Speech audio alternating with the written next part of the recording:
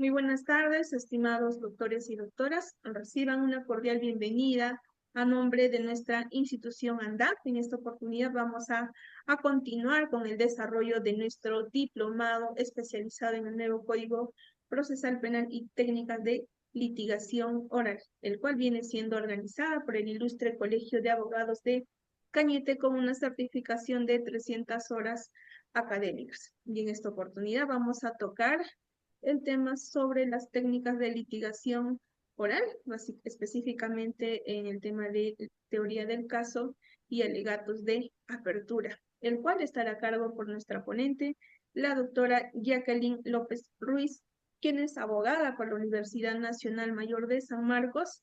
Asimismo, cuenta con máster en Derecho Penal y Procesal Penal por la Universidad Carlos III de Madrid, España. Bien, doctores, para que esta sesión se desarrolle de manera dinámica, activa, pueden encender sus cámaras. Aquellos que desean formular sus preguntas también lo pueden realizar en el chat.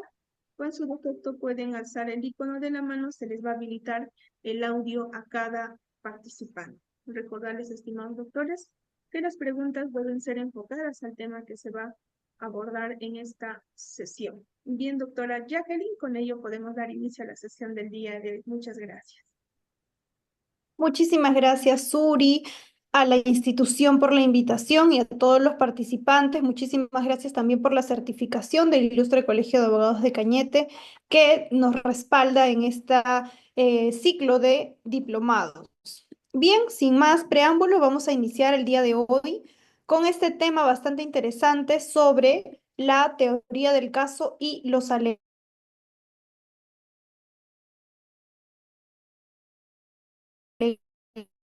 de apertura. En un momento, si es que pueden visualizarla.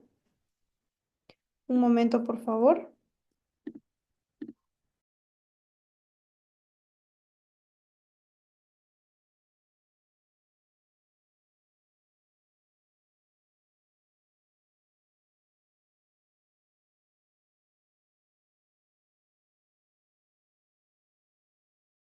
A ver, por favor, me confirman si todos podemos ver la presentación que se encuentra aquí.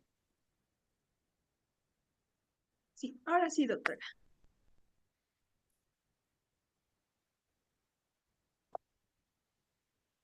¿Sí? Bien, perfecto. Vamos a iniciar con este tópico primero, que es el denominado, y en un segundo momento vamos a hablar acerca de los alegatos de apertura. En relación a la teoría del caso, hay que tener en cuenta algunos aspectos teóricos relevantes, como los siguientes. Tengamos en cuenta que la teoría del caso no nace de la noche a la mañana, sino que ésta se va a venir construyendo a lo largo de las etapas del proceso penal. Y como ustedes saben, estas etapas se dividen en tres. Tenemos una primera etapa que se llama investigación preparatoria, que es una etapa de juzgamiento o de juicio oral. Quiere decir que la teoría del caso, una vez que el fiscal toma conocimiento de una hipótesis que no es lo mismo que una teoría del caso, sino que una hipótesis es una posible respuesta a una problemática que en este caso se ha generado producto de un hecho con apariencia delictiva. Entonces, algunos aspectos relevantes, que en la investigación preparatoria se determina la existencia de una hipótesis y además se determina si es que esta hipótesis puede o no ser demostrada. Entonces, eso es un aspecto que en principio tenemos que tenerlo en cuenta. ¿Ok? No es que aquí nace la teoría del caso, sino que lo que tenemos en una primera oportunidad, en este primer encuentro, es la hipótesis, que se va a ir construyendo, que se va a ir solidificando a lo largo de esta investigación preparatoria, porque esto no dura un día, no dura un mes, son meses que se van a ir construyendo. ¿Y con qué insumos se van a construir? Justamente con los actos de investigación urgentes e inaplazables en una primera oportunidad y con los actos de investigación que son producto de la disposición de formalización. Entonces, en este primer encuentro estamos hablando de la existencia de una hipótesis. Avanzamos un poco más y una vez concluida la investigación preparatoria, la fiscalía tiene que tomar una decisión. una decisión de si es que decide acusar o sobreseer el caso. En cualquiera de las dos opciones, estamos ante la etapa intermedia. No es que si, por ejemplo, sobreseemos, ya no pasas a ninguna etapa. No, la etapa intermedia es de obligatorio cumplimiento si es que el caso se ha formalizado. Entonces, si la fiscalía decide acusar o en su defecto sobreseer, en cualquiera de las dos fases se va a tener que aquí sí definir la teoría del caso. ¿Por qué tenemos aquí que definir la teoría del caso? Porque ya tenemos una imputación concreta, porque ya tenemos una imputación que ya no reviste una sospecha mínima o reveladora, sino que ya tenemos una sospecha suficiente para esta situación. Entonces, aquí estamos hablando pues de que se define la teoría del caso.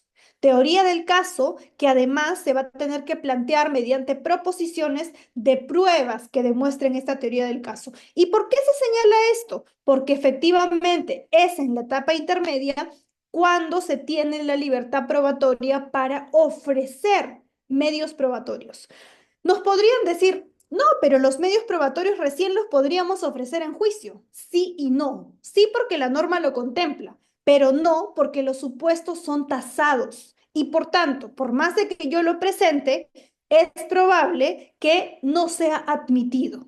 ¿Cuándo tenemos más probabilidad de que esto sea admitido? Si es que lo ofrecemos oportunamente. Léase en la etapa intermedia. Por ese motivo es que si bien se denomina, ¿no?, que la etapa intermedia es prácticamente estéril, que aquí no se hace nada, es una etapa de saneamiento en la cual no se hace mucho, lo cierto es, y esta es una consideración personal, que comparto que esto se pueda, digamos, graficar como una mesa de partes que todo pasa al juicio oral.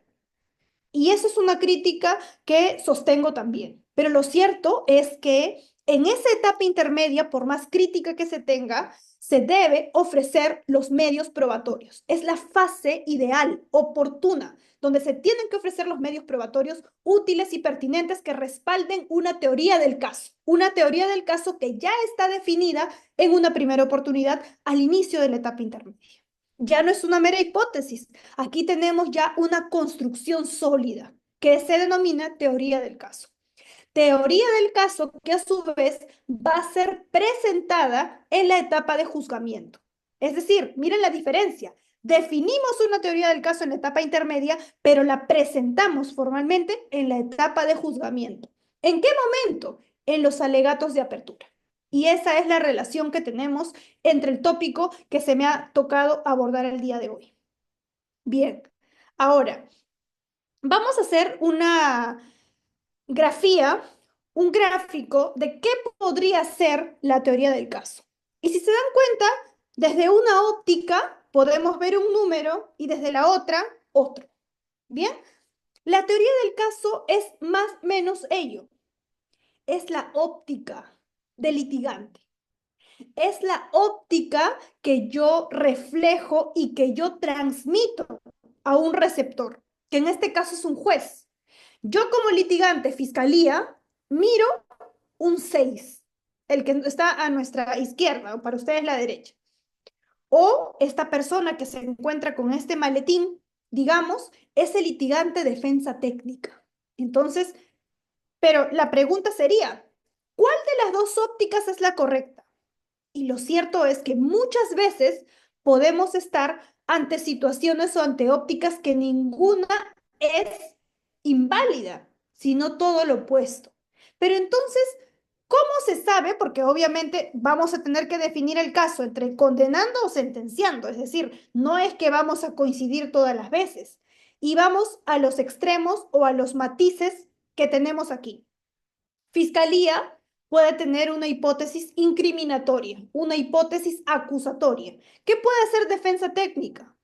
Puede decirnos, es correcto, estoy de acuerdo con esta hipótesis incriminatoria. Tal es así que me voy a someter a la conclusión anticipada del proceso. ¿Existe esa figura? Claro que sí, está totalmente arreglada en nuestra normativa. Y por tanto, una cuestión es verla desde la misma óptica. Estoy conforme con los cargos imputados por el Ministerio Público y por la reparación civil que se me está requiriendo. Pero otra hipótesis de defensa, otra teoría del caso negativa, también se le llama así, es porque voy a contradecir en todos los extremos la imputación penal, en todos los extremos mi hipótesis acusatoria. Entonces, no es que una sea mejor que otra o la óptica es correcta que la otra. Si se dan cuenta, la teoría del caso se grafica como un enfoque, una visión, un plan, una hoja de ruta que voy a presentar ante quién, ante un juez penal, que recién va a saber del caso. Este juez penal no sabe qué ha pasado en instancias anteriores, en etapas anteriores. Este juez llega este día uno y tenemos una increíble oportunidad, los litigantes, léase fiscalía, léase defensa técnica, para presentar nuestra teoría del caso. Ahora, vamos avanzando. Fíjense esta imagen. Y acá me gusta empezar con esto porque tenemos pues una, una representación de lo que podría también ser una teoría del caso. Imagínense, litigante fiscalía nos dice un atropello, un animal acaba de ser muerto. Solo para no herir susceptibilidades, hemos tratado de colocar imágenes que sean amigables. Fíjense, entonces, un enfoque es mataron al gato. Pero pregunta, ¿podría haber alguna hipótesis que contradiga esa situación o esto es absoluto? Vamos a pasar a la siguiente imagen. Si alguien quiere participar, me levanta la mano y con mucho gusto le voy a dar el pase para que intervenga. Pero vamos avanzando. Lo voy a acercar. Fíjense en la imagen. Aquí se puede ver ese supuesto o presunto y por eso es importante siempre hablar en condicional, porque un fiscal no puede asegurar que eso realmente ocurrió. Quien lo va a tener que asegurar es finalmente un juez producto de un juzgamiento y en una sentencia.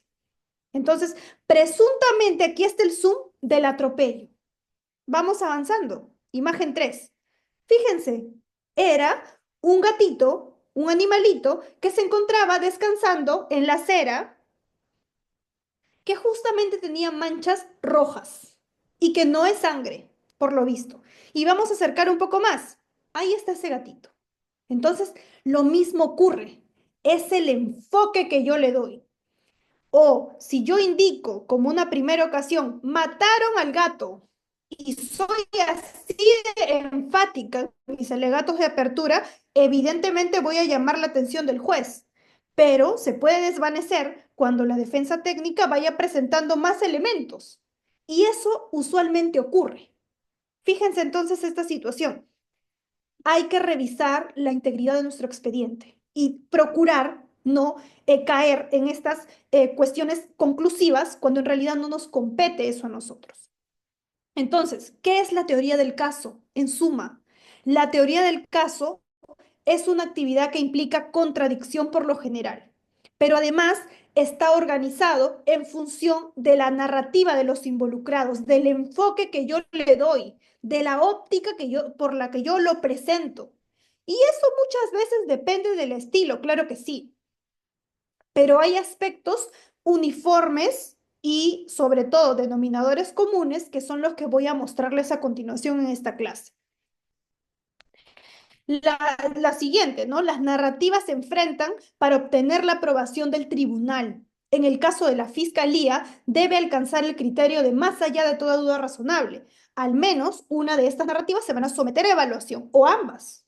La evaluación se lleva a cabo mediante las técnicas de litigación oral. Y por eso también es relevante saber cuándo, cómo, dónde introducir información. Bien, la teoría del caso es a su vez o tiene a su vez un enfoque estratégico. Esto tiene que leerse en línea de que cómo vamos a afrontar el caso. Es decir, el enfoque estratégico a través del enfoque estratégico. Y este enfoque estratégico nos va a permitir adoptar decisiones pertinentes en el proceso. Y además,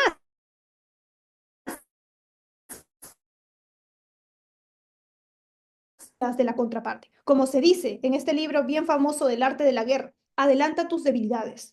Tú no puedes esperar que las debilidades las exponga a su modo y a su óptica mi contraparte.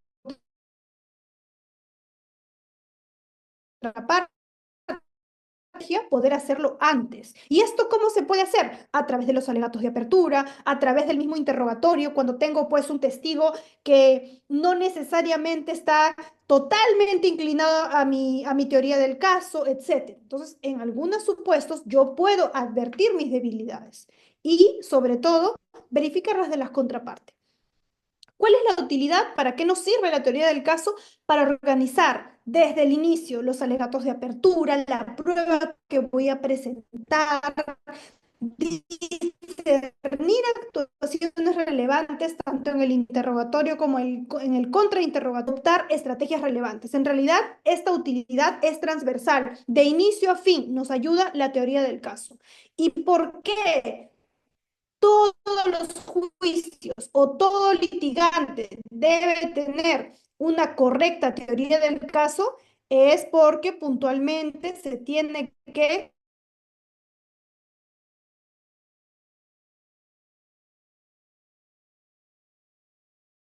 activa aquí en la pantalla. Les pediría por favor tomar atención. Bien, vamos a continuar. Avancemos con esta presentación. ¿Qué caracteriza la teoría del caso? La teoría del caso debe ser corta, debe ser sustanciosa. No necesitamos una teoría del caso gaseosa, extensa, confusa.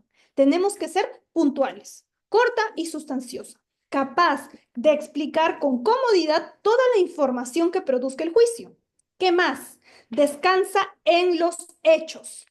Tanto la fiscalía como la defensa deben hacer un relato cronológico. Se sugiere siempre, y esto es también una cuestión recomendable, porque así funcionan las acusaciones, es obligatorio tener una división entre circunstancias antecedentes, circunstancias concomitantes y circunstancias posteriores.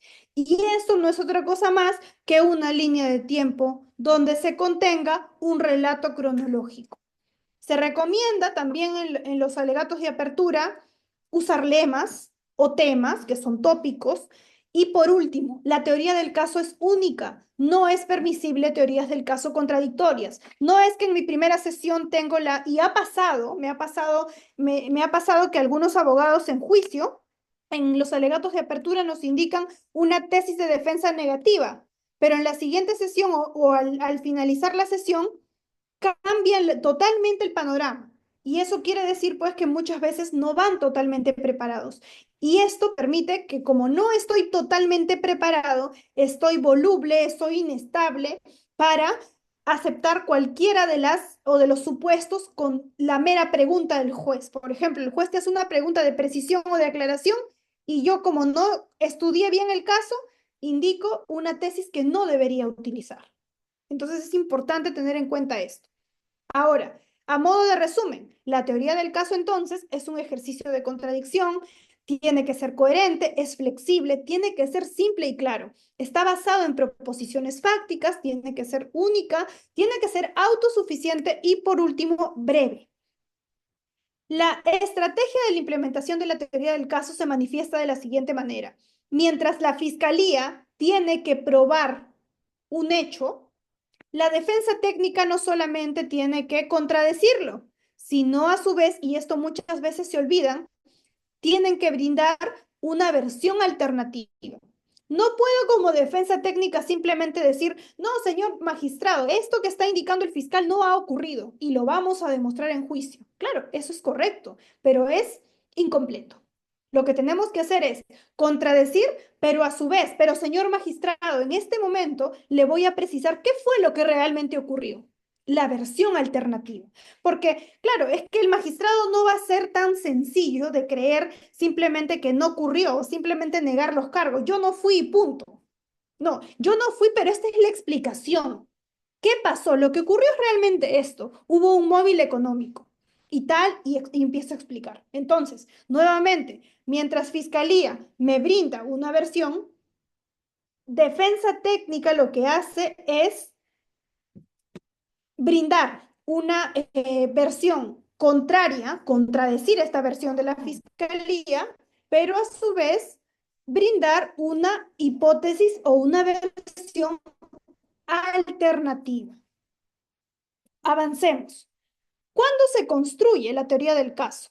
Desde el momento que tenemos conocimiento de los hechos. La hipótesis debe sujetarse a la comprobación durante la investigación. Se plantea además como hipótesis de lo que pudo ocurrir. Es una hipótesis. Y por último, la hipótesis se convierte en teoría al finalizar la investigación. Es la antesala que hemos tenido en este primer encuentro con la definición de la teoría del caso. Avancemos. Pasos para la construcción de la teoría del caso. Y les voy a mostrar acá cómo vamos a construir propiamente la teoría del caso con un paso a paso para que ustedes puedan tomar nota y recoger todo ello y además practicarlo. En el paso 1 tenemos la definición y la identificación del relato de los hechos. Fiscalía va a tener que ubicar, identificar los hechos. Y eso lo tenemos en una primera oportunidad a partir del documento policial, por ejemplo, de la denuncia, de la declaración de la víctima o de la declaración de un testigo. Ese es el punto de partida de la fiscalía. Defensa técnica, ¿qué tiene que hacer?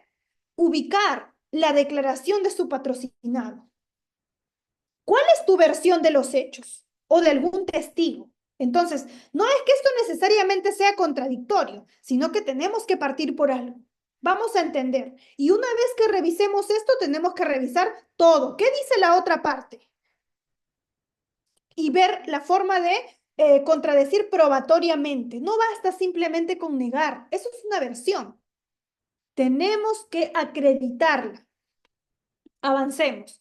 Paso 2, entonces, la determinación de la teoría jurídica.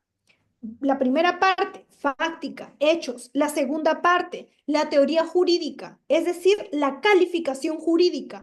Identificar el tipo penal, sus elementos, si cumplen o no las circunstancias modificatorias de la responsabilidad penal, evaluar los supuestos de la teoría del delito y otros. Entonces, en este paso 2, paso 1, hechos, identificar los hechos.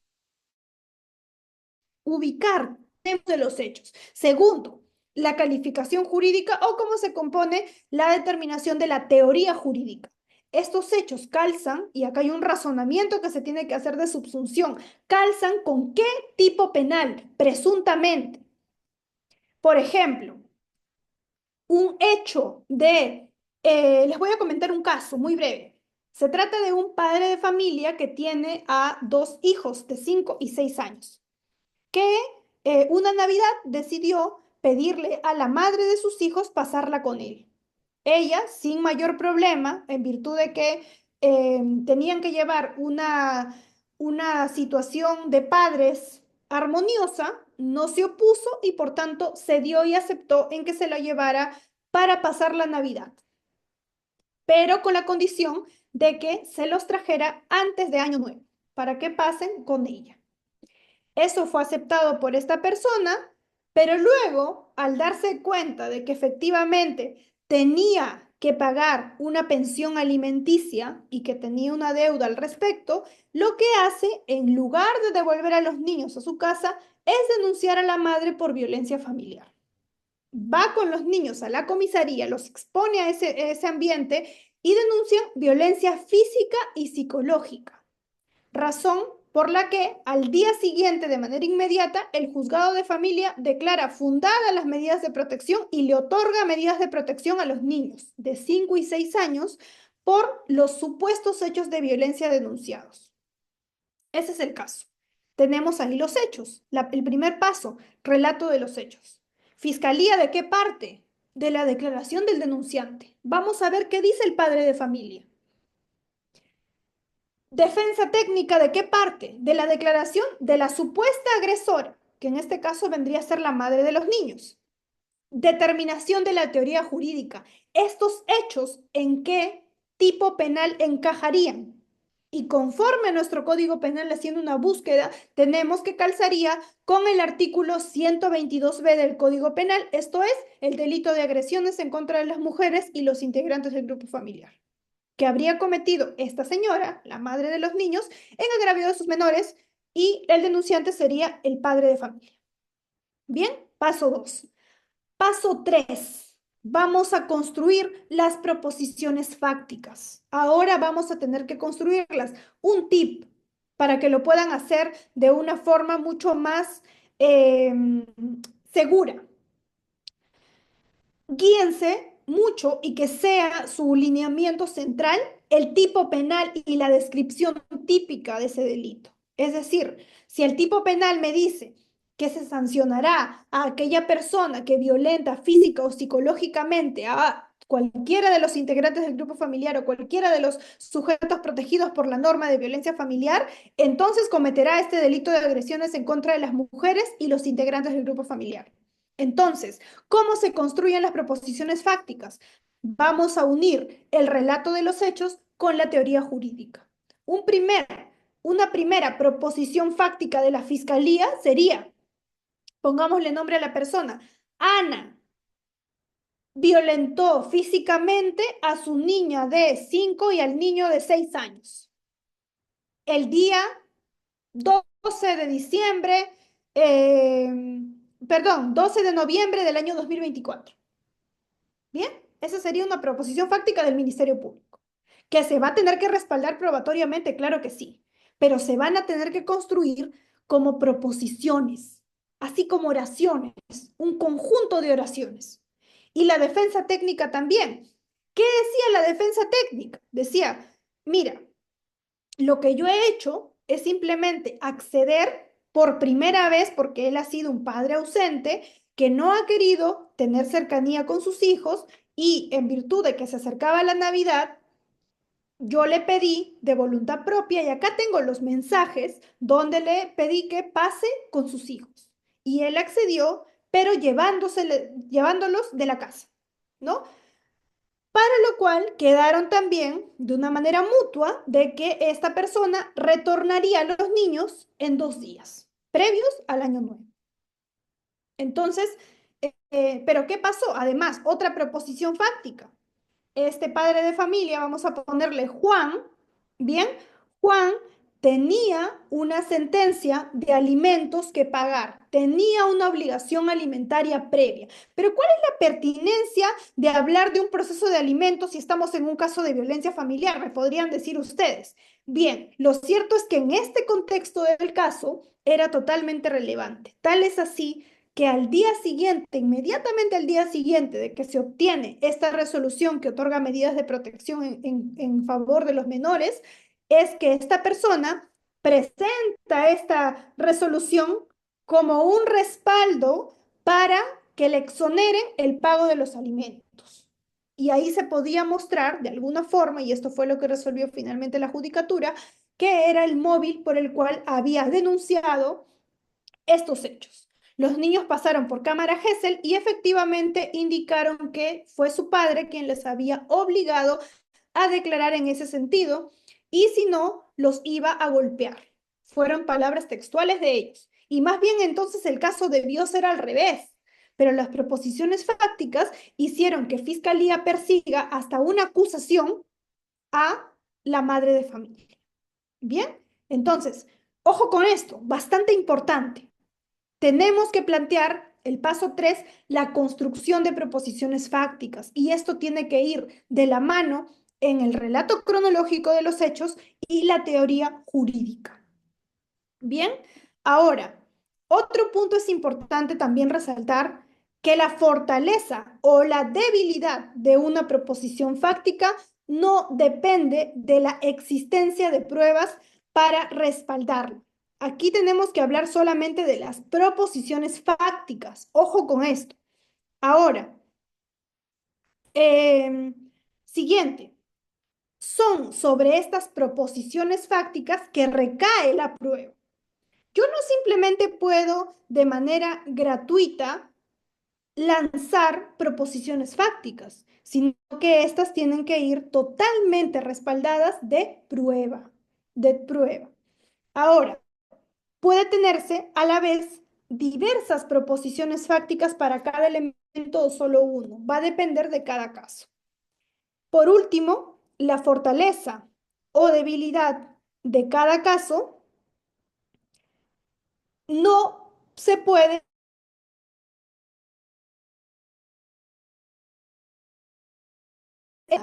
sino de manera integral. ¿Qué preguntas debemos verificar? Responder con la narración qué, cómo, cuándo, a quién, dónde. Por ejemplo, ¿quién lo hizo? El agente, el sujeto activo. ¿Dónde lo hizo? La localización. ¿A quién? Al sujeto pasivo. ¿Cuál fue el resultado? Lo que se llama el resultado típico. ¿Qué hizo? ¿Cuál es la conducta? Y demás. Bien, ahora, paso 4, determinación de las evidencias. Las proposiciones fácticas deben acreditarse con pruebas declaradas inadmisibles y pertinentes. Y cada proposición fáctica determina la prueba requerida. La prueba puede ser en su momento fuerte o débil. Por último, los pasos 5, 6 y 7, tenemos en el paso 5 la clasificación de la evidencia. Tenemos que prepararnos para el juicio oral y saber qué herramientas tenemos a emplear, con lo que vamos a luchar en ese juicio. Paso 6, la identificación de las posibles debilidades. Yo lo considero el 6 y 7 también como parte de esta construcción porque me parece importante adelantar conforme a la estrategia las debilidades. El paso 7 es opcional, pero lo he colocado aquí también, que es la elaboración de un lema, una frase que tengamos que pueda contener el caso que vamos a presentar. Diferencias entre la teoría del caso entonces y los alegatos de apertura. Tenemos lo siguiente. Mientras la teoría del caso es una estrategia, es un plan, es una hoja de ruta, es una visión que se tiene sobre cada hecho que se va a probar, los alegatos de apertura son aquellas intervenciones iniciales, directas de los litigantes ante el juez donde van a presentar ¿qué? Sus teorías del caso. Bien, vamos a pasar a este siguiente punto, que es la estructura del juicio, para que entendamos un poco más de manera gráfica cómo o dónde debemos utilizar esta teoría del caso. El juicio oral se divide en 3 fases. Así como el proceso penal tiene 3 etapas, el juicio oral también tiene 3 etapas, 3 fases. Una primera que se llama etapa inicial, donde están los alegatos de apertura por lo general y es, digamos, lo más estelar. Una fase probatoria, que es de estos 3 la más relevante porque aquí tenemos los interrogatorios, los contrainterrogatorios, el examen del acusado, la prueba nueva, la lectura de piezas documentales y demás. Y en el caso de la fase final tenemos los alegatos de clausura o alegatos finales. Avancemos. Una vez que se instala la audiencia, vamos a iniciar con los alegatos de apertura. ¿Pero qué requerimos para la instalación de la audiencia? La concurrencia imprescindible, es decir, no puede faltar el imputado y su defensa técnica, el fiscal y el juez penal. Ninguna de esta triada puede faltar, porque si no, no se va a instalar el juicio conforme el artículo 360 del Código Procesal Penal. ¿Dónde? En la sala de audiencias. En la sala de audiencias que puede ser presencial o ahora virtual. La ubicación de las partes. A la derecha tenemos a la fiscalía, el actor civil en su caso, y a la izquierda tenemos al imputado y su defensa técnica. Ahora, una vez que se apertura el juicio, el juez va a exponer la causa en el expediente tal, en el proceso penal seguido en contra de tal persona, en agravio de tal, etc. Inicia con los alegatos de apertura. Artículo 371.2. ¿Qué nos dice el juez? Ministerio Público, inicie usted con sus alegatos de apertura. Tiene que exponer cuál es su teoría del caso en los alegatos de apertura. Fiscalía y lo propio lo hará la defensa. Y los alegatos de apertura, vamos entonces con esto. Conforme el artículo 371.2, el alegato de apertura consiste en que cada litigante va a exponer de manera resumida, y acá se tergiversa, se distorsiona mucho en la práctica, porque tenemos pues juicios que tienen alegatos de apertura de muchísimas horas, y esto para nada se puede resumir como o se puede entender como un alegato resumido.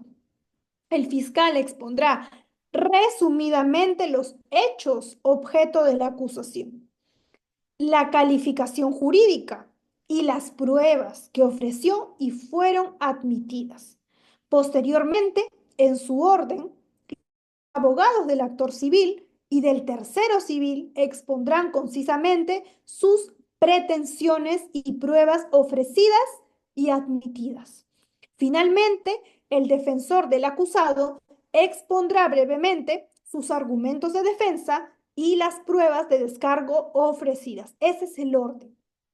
Fiscalía inicia, el actor civil en su caso y posteriormente y de manera final la defensa técnica.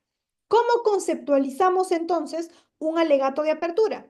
Es una primera ocasión y yo le podría llamar una primera gran oportunidad que tienen las partes de presentar su teoría del caso. ¿Ante quién?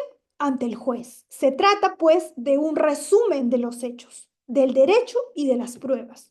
El objetivo es intentar convencer al juez mediante tu teoría del caso que tiene que ser clara, que permita a este juez construir una representación de lo sucedido. Y a partir de ahí, según la exposición de las evidencias del caso, seguir la exposición. Características de los alegatos de apertura. Los alegatos de apertura son una primera impresión. Es como cuando ustedes se presentan ante alguien. Es esa primera impresión que se tiene la que cuenta. La primera impresión. Y por tanto, tienen que ser creativos, gráficos, consistentes, coherentes y constantes. Bien. Y por último, un plus. Escucha atentamente a la contraparte y toma nota.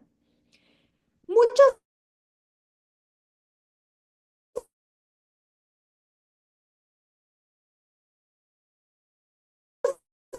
veces, y esto es real, tenemos ya nuestro alegato de apertura. Es que como defensa técnica al menos,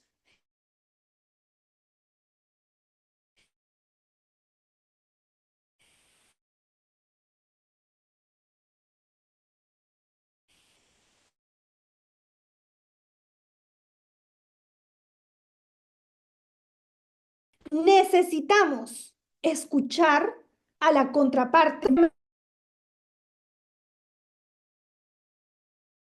Alegatos de apertura, además, ¿qué no tienes que hacer? No puedes argumentar, no puedes personalizar el conflicto, no puedes brindar opiniones personales y tampoco se puede sobredimensionar los elementos probatorios. ¿Bien? Al final, no realices promesas, porque un alegato de apertura es una promesa. No realices promesas que no van a poder ser cumplidas. Características de los alegatos de apertura, de manera general, es una óptica que vamos a mostrar, la teoría del caso, pero el alegato de apertura contiene esa óptica. Por tanto, los hechos son fundamentales. Gran parte de la discusión de un juicio oral se van a centrar en los hechos, en cómo se van a presentar los hechos y las pruebas. Esto no implica que se ignoren los aspectos legales, porque esto no es un cuento, sino que el fundamento del derecho se basa en los hechos. Debemos exponer primero los hechos que se alinean con un tipo penal. Recordemos esta triada que resume este apartado.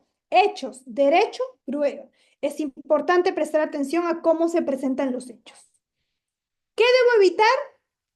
No leer los alegatos de apertura.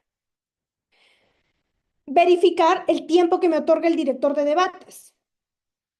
No es un resumen del expediente el alegato de apertura. Tenemos que ser estratégicos y saber en el tiempo que nos van a brindar cómo aportar y cómo efectivamente construir y brindar mi posición, mi hoja de ruta, mi plan, mi estrategia.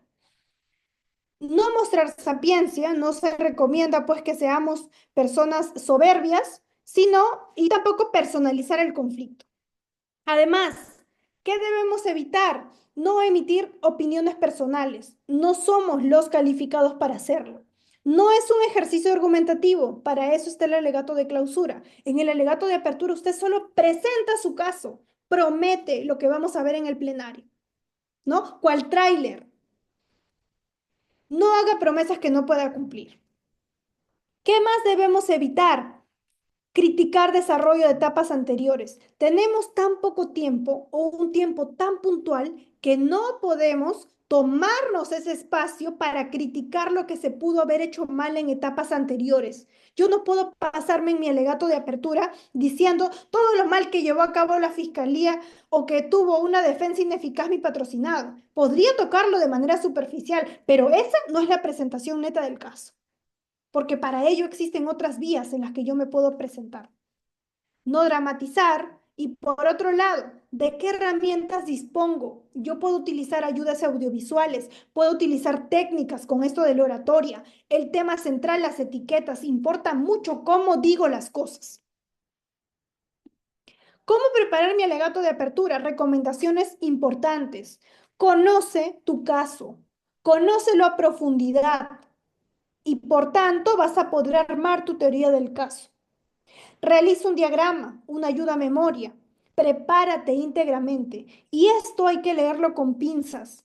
Yo no puedo simplemente y de manera irresponsable a mi criterio presentarme un juicio sin haber revisado nada más que un auto de enjuiciamiento. Eso para mí es una defensa bastante, eh, digamos, improvisada. ¿Por qué? Porque voy al juicio solamente leyendo mi auto de enjuiciamiento, pero no me he tomado la molestia de revisar los incidentes del expediente. Los cuadernos, el cuaderno de etapa intermedia. Pero, ¿por qué si estamos en juicio debo revisar incidentes o cuadernos que ya precluyeron? Si yo no lo puedo reabrir, ya no puedo hacer nada. Ojo con esto. Tenemos fases en el juicio en el cual, por ejemplo, tenemos oportunidad para presentar prueba nueva, oportunidad para presentar reexamen, para pedir el reexamen de prueba inadmitida en etapa intermedia. Entonces, sí necesito saber qué pruebas fueron admitidas para la defensa, qué pruebas no fueron admitidas para la defensa, lo propio para la fiscalía. Si soy defensa técnica, mínimamente debo hacer esto. A ver, dígame, ¿dónde están las pruebas admitidas? En el acta. Enséñeme el acta. Y muchas veces el acta me dice, entre paréntesis, remítase al audio de fecha tal. Es decir, tampoco está en el acta. Tengo que irme al audio. Tengo que irme al juzgado a pedir los audios, el video de la audiencia. Entonces, y en ese video ya lo tengo. Tengo que escucharlo, tengo que revisarlo y verificar esa parte. ¿Por qué? Porque en el reexamen a mí el juez me va a decir, ¿por qué pretendes que te admita en juicio oral una prueba que ya fue presentada en etapa intermedia, pero que por alguna razón te la han inadmitido? Yo tengo que presentar conforme a la norma una especial argumentación. ¿Y dónde está mi especial argumentación si yo no he revisado siquiera cuál fue la argumentación inicial? ¿Mía o de un colega que antes tomó la posta? ¿Dónde está? Porque el juez me va a preguntar y yo no me puedo escudar en que recién asumí la defensa. Justamente asumir la defensa es ponerte toda la investidura de que ahora tienes que defender de todo. Entonces, yo necesito revisar y saber por qué le rechazaron a mi colega esta prueba, si era realmente importante que se la admita. No porque sea malo, muchas veces esto pasa como una tendencia en el juez y el juez puede inadmitirlo por alguna razón que luego un juez de juicio con mejor criterio puede admitirla. Pero yo debo saber cuál fue el motivo de ese rechazo. Segundo, ¿qué falló el juez de investigación preparatoria? ¿Qué fallaron en esa etapa intermedia? ¿Por qué me rechazaron? ¿Cuál fue el argumento de la fiscalía para oponerse a esa prueba?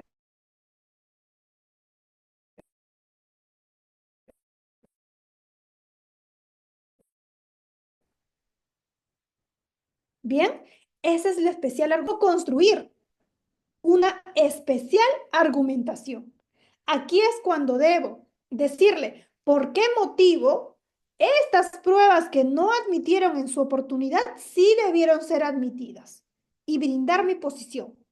Entonces, especial argumentación, por nada del mundo se debe entender como repetir lo que ya dije en una etapa anterior o lo que dijo el colega en una etapa anterior. ¿Sí? ¿Queda claro? Entonces, ojo, preparar los alegatos de una forma en la cual ustedes tengan que prepararse íntegramente. Eso es un aspecto relevante.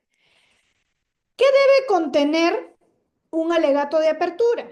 Y acá tenemos una construcción o una estructura. Un lema, los protagonistas, las partes, el lugar, el tiempo, los hechos, que es sino el elemento más importante, la calificación jurídica y el respaldo probatorio. No es un cuento, yo no voy a tratar de ser sensacionalista en pintar una novela que no existe, necesito un respaldo probatorio. En relación al lema, tiene que ser una frase corta. Esto es recomendable, no es obligatorio que tenga un lema la teoría del caso, pero se recomienda. ¿Por qué? Porque los jueces tienen muchísimos casos todos los días, cada sesión, y para que conecte de una forma estratégica nuestro caso con el lema, se recomienda utilizarlo.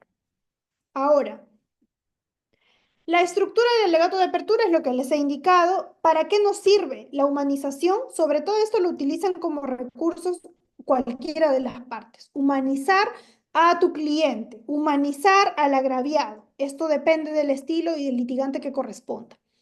Los alegatos de apertura, importante, la parte civil, tendrá el mismo contenido que los alegatos de apertura del fiscal, pero con un enfoque de la reparación civil. Muchas veces, como ustedes sabrán, en los casos, una vez formalizada la investigación preparatoria, hasta antes de la conclusión, se puede solicitar la constitución de actor civil.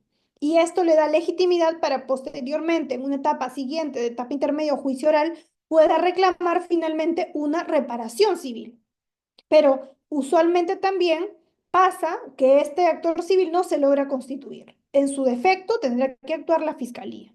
Bien, pero si en este caso tenemos a un actor civil debidamente constituido, va a tener la oportunidad luego de la fiscalía de brindar sus alegatos de apertura también, pero se van a enfocar en la reparación civil. Bien, no se aceptarán alegatos de apertura que aborden la responsabilidad penal o la imposición de la pena, porque para eso se encarga la fiscalía. Otro punto y plus para los actores civiles, no se aconseja que la parte civil repita los hechos presentados por la fiscalía. ¿Qué pasa usualmente en juicio? Procuradurías, actores civiles dicen, conforme con lo que dijo la fiscalía. No hay ningún aporte, es prácticamente digamos, una repetición que no se debería hacer, ¿no? Y esa cuestión finalmente es redundante. Tampoco es recomendable que la parte civil adopte una postura opuesta o critique la exposición de la fiscalía, porque obviamente están remando bajo la misma línea, de que existe un daño que va a tener una consecuencia penal y un daño que va a tener una consecuencia civil, porque son representaciones independientes, autónomas. Por otro lado, y por último, para ir cerrando esta fase, en los alegatos de defensa tenemos los negativos. ¿Qué es un alegato de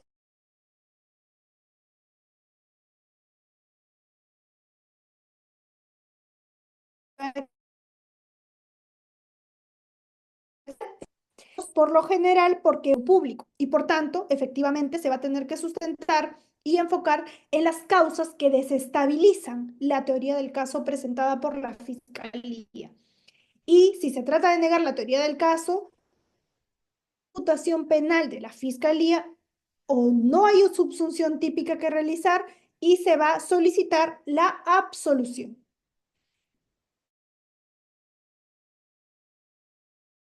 El alegato de defensa. Contradigo lo de la fiscalía, contradigo la hipótesis acusatoria, contradigo la hipótesis incriminatoria, persecutoria. Pero hay también casos en los cuales el alegato de defensa es de conformidad con la acusación y por tanto tenemos acá la conformidad o la conclusión anticipada. La conclusión anticipada o la conformidad no es otra cosa más que una anticipación, que un término antes de lo convencional, que es luego de un debate probatorio. Por eso se llama conclusión anticipada. ¿Anticipada de qué? Del debate probatorio. Ya no va a haber un debate probatorio. Aquí va a terminar. Y a cambio te voy a otorgar un beneficio procesal, una reducción de pena. porque ya no estamos abordando una siguiente fase, que es la fase efectivamente probatoria. Ya no le vas a generar un gasto al Estado de recursos, logística, etcétera. Y por tanto te voy a dar un beneficio procesal por aceptar los cargos. Pero hay dos opciones: o te declaras culpable, aceptas los cargos, se emite una conformidad, pero los cargos penales o civiles, cualquiera de estos, pueden ser ambos, puede ser uno y por el extremo que no, se van a juicio y viceversa, ¿no?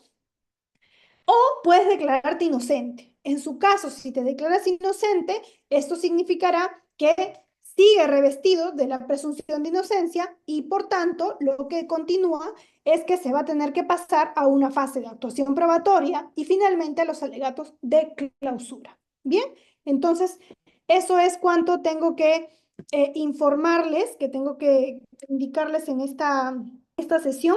Voy a dar el pase a las preguntas que tengan a bien formular. Muchísimas gracias a cada uno de ustedes. Aquí dejo al final mis datos de contacto. Pueden ustedes escribirme a este correo o a este número de teléfono. Muchísimas gracias nuevamente y atenta a las preguntas que tengan a bien formular. Gracias. Sí, Gracias, doctora. doctor Manuel. Le va a habilitar el audio al Gracias. doctor. ¿Me escucha, estimada doctora?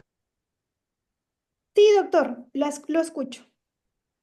Ya, mire, voy a hacer un hincapié, estimada doctora. El sistema de preguntas, el fiscal interroga a la defensa, contraexamina. La fiscalía reexamina al momento que la defensa recontraexamina. El momento que se hacen las preguntas al testigo o al perito, ese es el sistema de preguntas y es la respuesta que viene el testigo y el perito, donde va a ser para que el juez le dé la sentencia y entonces, ¿cuál es la relación del alegato de clausura? Cuando alguien hace una pregunta, está buscando una respuesta directamente con la información del alegato de clausura. No preguntar por preguntar, estimado doctor. Correcto. Es correcto. Si bien ese no es el tópico que me corresponde abordar porque estamos hablando de teoría del caso y alegatos de apertura y en su orden van a tener ustedes también una exposición mucho más completa de las demás fases. Por ejemplo, aquí estamos en el interrogatorio y en el contrainterrogatorio. Entendería que la pregunta es la siguiente, ¿no? O bueno, entiendo que es más que una pregunta, un comentario de esta cuestión de no preguntar por preguntar. Y en el contrainterrogatorio se recomienda justamente ello. Si yo no sé la respuesta, es mejor no preguntar. Esa es la recomendación. ¿Por qué? Porque efectivamente yo tengo que estar totalmente segura. Tenemos que estar seguros de que efectivamente sea esa la respuesta. Porque si no es así, ponemos en peligro nuestra teoría del caso. No hay que ser ambiciosos con el contrainterrogatorio. Igual con el interrogatorio. Muchas veces uno indica, ¿no? Esto pasa sobre todo en el contrainterrogatorio. Necesito contrainterrogar, tengo que preguntar algo. Siempre se tiene que preguntar, no me puedo quedar callada. No, no es cierto. También una buena estrategia es no hacer preguntas cuando no corresponde. Por eso es la tingencia que usted señala es correcta. No preguntar por preguntar. Se sugiere en el contrainterrogatorio que si no sé la respuesta, es mejor no introducir la pregunta. Muchas gracias. Muchas gracias, estimado.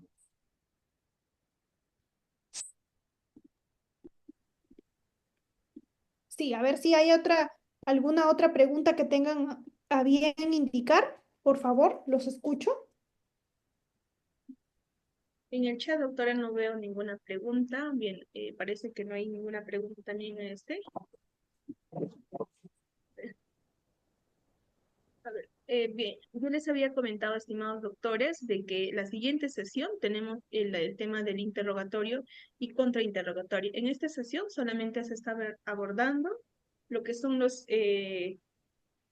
teoría del caso y alegatos de apertura. Bien, doctora Jacqueline, dado que ya no hay más preguntas, vamos a culminar la sesión del día de hoy. Esperamos contar con su participación en nuestros próximos eventos académicos. Muy buenas noches, doctora, y que tenga un feliz viaje. Muchísimas gracias. Muy buenas noches con todos y hasta luego. Permiso. Gracias, doctora.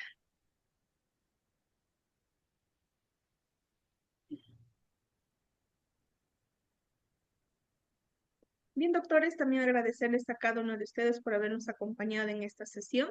Recuerden que en la siguiente sesión vamos a tener con el doctor Henry Coronado lo que son con respecto a las técnicas de litigación oral, lo que son el interrogatorio y contrainterrogatorio. La última sesión vamos a desarrollar el tema de una simulación de audiencia en juicio oral. Bien. Como se grabada, sí se va a habilitar en el audio de cada en el aula virtual de cada participante, estimados doctores, y también los PPTs que la doctora Jacqueline ha utilizado en esta sesión. En un momento ya lo tendré habilitado el vídeo y el PPT en cuanto la doctora me pueda brindar. Estamos a 2 sesiones, doctores, de poder culminar el diplomado. La siguiente semana, el 18 es la 11ª sesión y el 25 sería la última sesión, dado que es Navidad, por esa fecha lo estamos adelantando el curso o el desarrollo de la última sesión para el día domingo 22 de diciembre. Con ello estaríamos culminando la sesión, doctores. Ya se le estará dando mayor información con respecto a los